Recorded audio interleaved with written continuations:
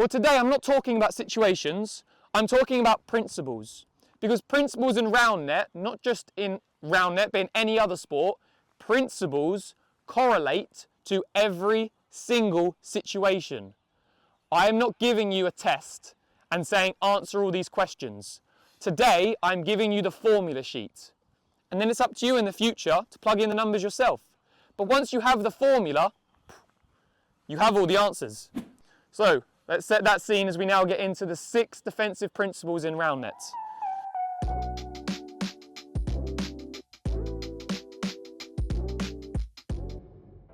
So we all know in Roundnet, right? Me and Jules, we're on one team, okay? Thiel and Mattis, they're on another team. We all know in Roundnet, we're serving, right? Just catch it for me. Right, he's gonna play to his setter, right? Hitter's gonna go opposite, right? We all know this, okay? These first 3 principles that I'm going to be going through now is all about getting in system before this ball has been set. These 3 principles either set you up for success or struggle when defending in Roundnet. If you don't do these things right, everything else is going to be tough, okay? So, first principle of defense. Me and Jules must be opposite each other before the ball has been set. Because if right now I'm here and he's there, we cover 360 degrees in Roundnet. We are giving the hitter 270 because we haven't rotated. We are taking this 90-degree quadrant and we are giving the hitter and setter 270 degrees to work with, okay? And sometimes people will be back here and they'll be chilling with their friend over here. Well, how much of this 360 degrees are we taking right now? About 5, okay? So what do we need to do? We need to split that in half immediately. So Jules, either he rotates, and what we are now is called the open defense system. So we're now in the open defense, or, Jules, go back for me, we can be here, which is called the pull and push defense. And it's called those names because right now, I am on the hitter's push before the ball has been set, Jules is on the pull before it's been set, or, again, the open defense, we're on the hitter's opens before the ball has been set.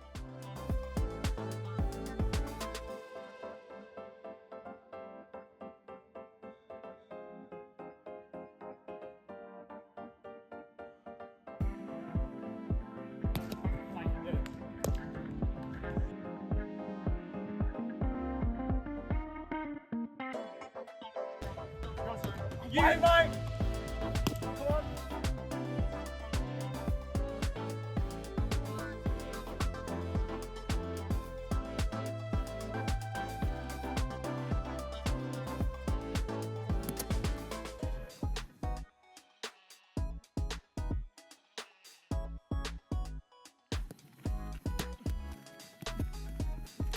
The principle is always the same.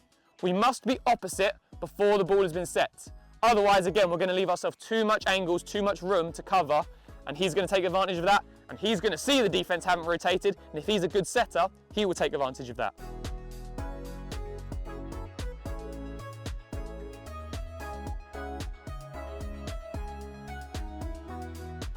Principle number 2, we must have our eyes on this set, because it is this set that dictates the range the hitter has available to him.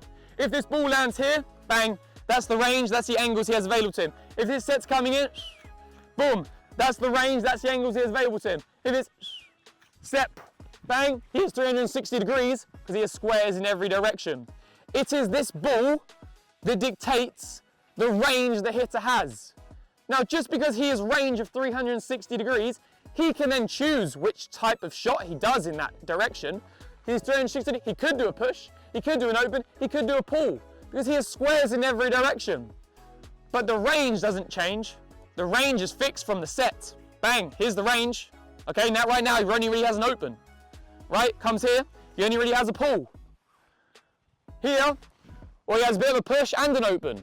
He can choose whichever option he wants, but the range given is fixed. And it is this set, it is this ball that dictates the range of the hitter. So we must have our eyes on it.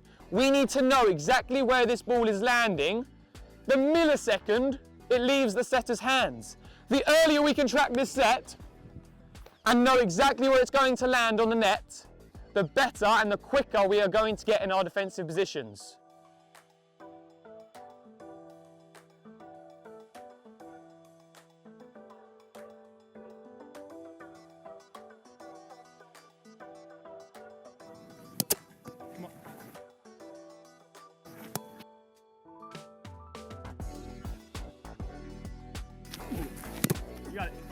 Yeah.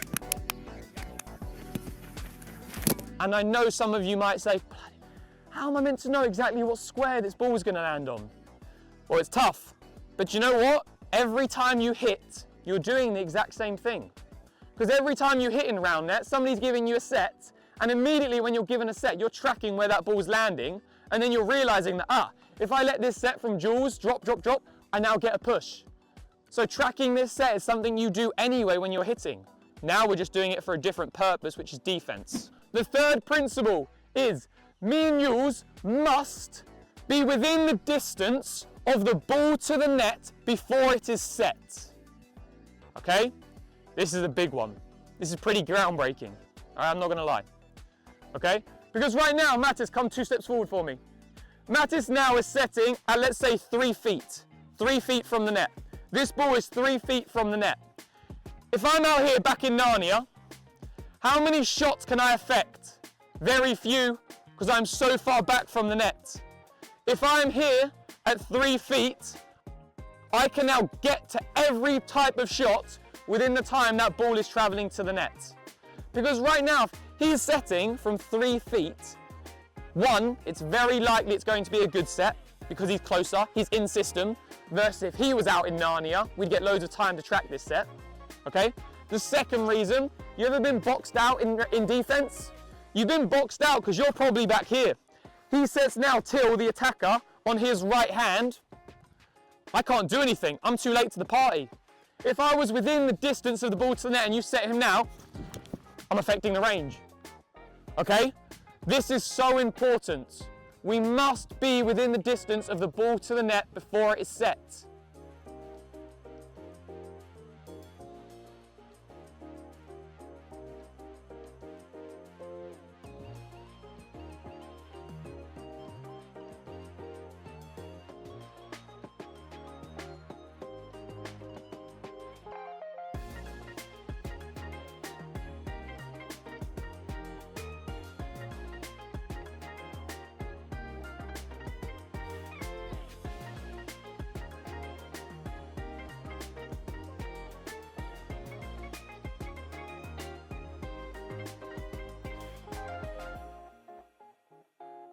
Now you know what the definition is to be in system and defense, okay? Opposite each other, eyes on the set, because it is this that dictates the range, and be within the distance of the ball to the net before it is set.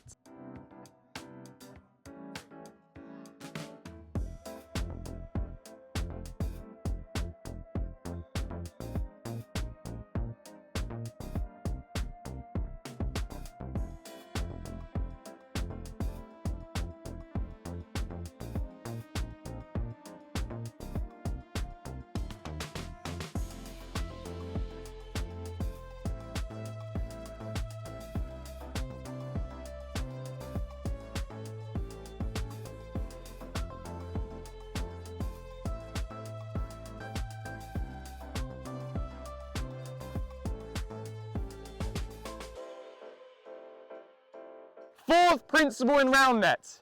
Now these next 3 principles are all about this lovely set. This set is now everything. This is what I love to call Roundnet, because there's very few sports that have this, okay? Not just the 360, not just the unlimited height, they have something, a variable that we are now tracking on its way to the net and is dictating his hit, it's dictating our movement, it dictates everything, okay? And the principle of when the ball is being set over the net is the closer the ball is set to the middle, the closer we need to be on defense. So Jules, you'll have to come in. And we are now having to come in and take 360 degrees because the hitter has 360 degrees. The further the ball is now being set towards the rim, the further back we can be. Because he now, with every square this moves back, the less range he is receiving. Because right now it's over the rim, we talked about this yesterday. He hardly has 180 degrees now. The less range, the more time we can give ourselves. So, again, we're tracking this ball immediately out of the setter's hand. By the time the ball has reached its apex of its flight, we need to know exactly what square that ball is landing on. So the closer the ball is landing to the middle, the closer we are, because he's got 360 degrees, bullseye. The closer to the rim it's landing, we can now afford to back up a little bit and give ourselves that more time.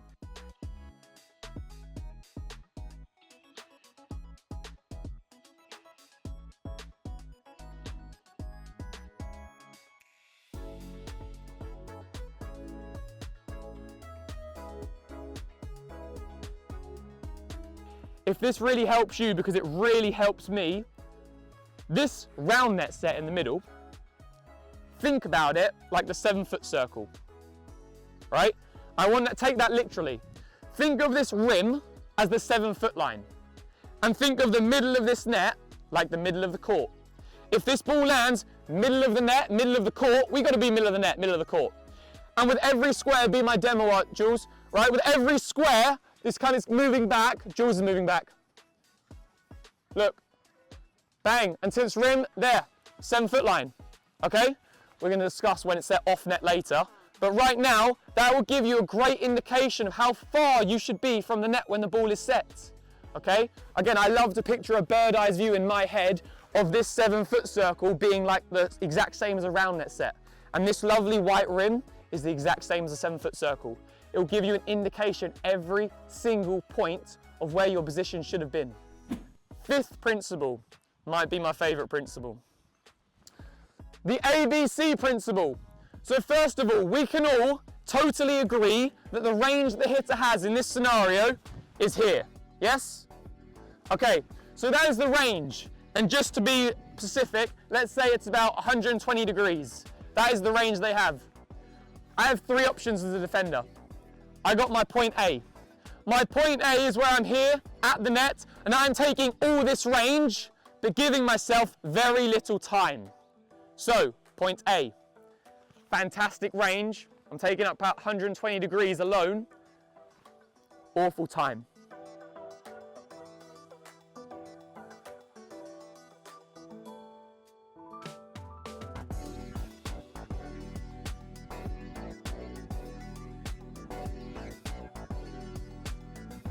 Let's go to the other side of the spectrum. We've got point C.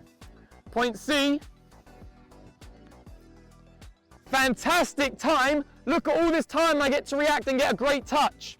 Fantastic. However, look at the range I'm taking.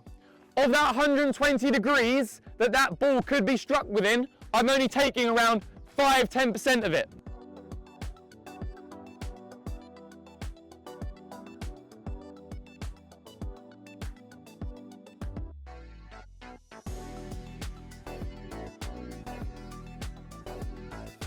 So, with every step I take forward, less time, more range, until eventually I find this lovely equilibrium, which is called point B. We want to get in point B as often as possible in round net, because point B is where we get the luxury of time while also covering the maximum amount of range. Okay? If you watch the best defenders in the world, Buddy Hammond, Clark Marshall, you will always see them instantly get to point B as soon as possible. Because they read this set so early, they are managing to get in point B so quickly.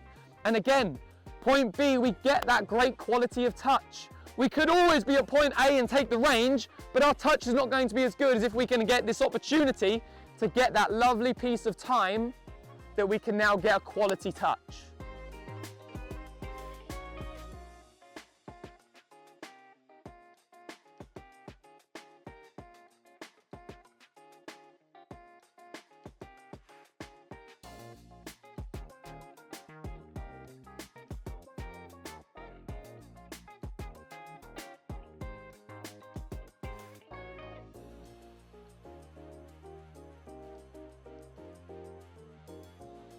So we need to get in point B as soon as possible, and point B, again, is the equilibrium of time and range.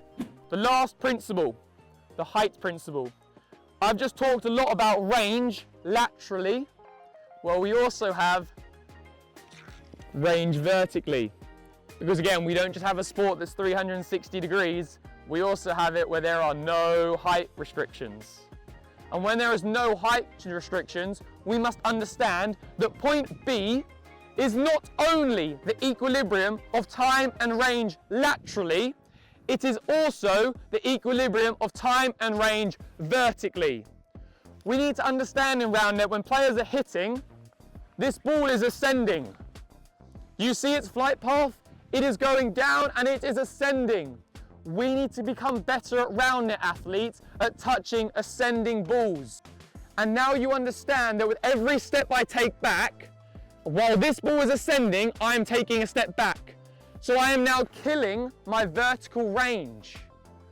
So instead, I will see so many people now be in no man's land. No man's land is the definition of being not within the range laterally or vertically. You're trying to give yourself time, but why do you give yourself time when you're never going to get the touch? In Roundnet, we must prioritize the range, not the time. Time is just a luxury, range is the priority. So when now we are backing up, we need to understand, even if we're backing up to give ourselves more time, we must always be within the range laterally and vertically. So I will see loads of people around 10 feet jumping, trying to get this ball. You would have touched it if you was here. Yes, you would have given yourself a little bit less time, so reactions needed to be quicker, but you're never ever taking a touch if you're here. So take that step forward and take that touch as it is ascending.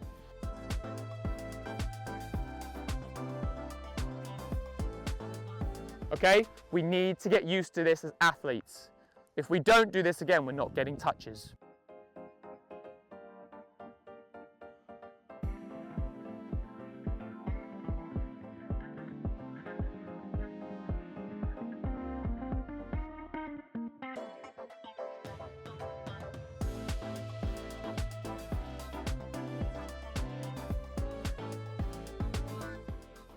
Okay, so those are the first stage of defense in Roundnet and the 6 principles that are so key to when we are defending in Roundnet.